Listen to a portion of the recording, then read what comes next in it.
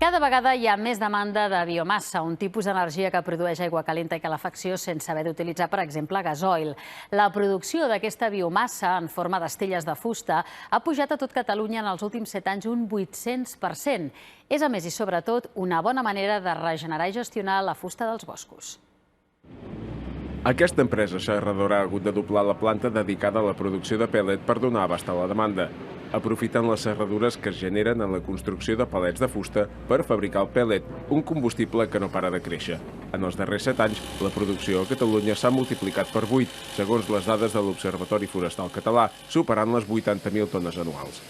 A Catalunya hi ha 6 plantes de producció que fabriquen pèl·let amb la màxima certificació europea de qualitat. Cada vegada el producte s'està fent millor. Llavors, les normatives, les certificacions fan que aquest producte pugui ser més reconegut i, per tant, pensem que el creixement tant d'instal·lacions com de consciència faci que aquest mercat continuï progressant.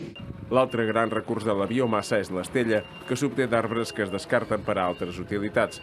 En els darrers 10 anys, la seva producció també ha registrat un augment espectacular del 628% i es preveu que el 2019 s'haurà superat de llarg les 327.000 tones del 2018.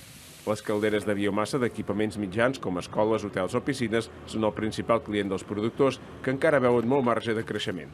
Perquè la gestió forestal sostenible encara és deficitària.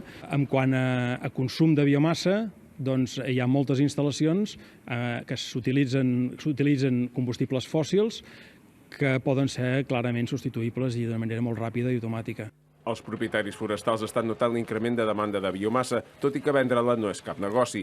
Els permet, això sí, pagar les feines de neteja i gestió de les finques. El valor de la biomassa no justifica fer una tallada. Ens ha obert un mercat per col·locar uns productes que si no, no tindria mercat. Em refereixo a fusta de poca qualitat, fusta de petites dimensions, que són feines que si no haurien de ser oneroses, feines que s'haurien de fer sense poder vendre aquest producte.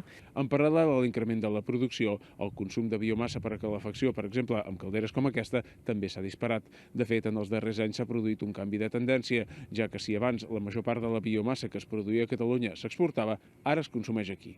Carles Brosset, TV3, Vilobí d'Onyar.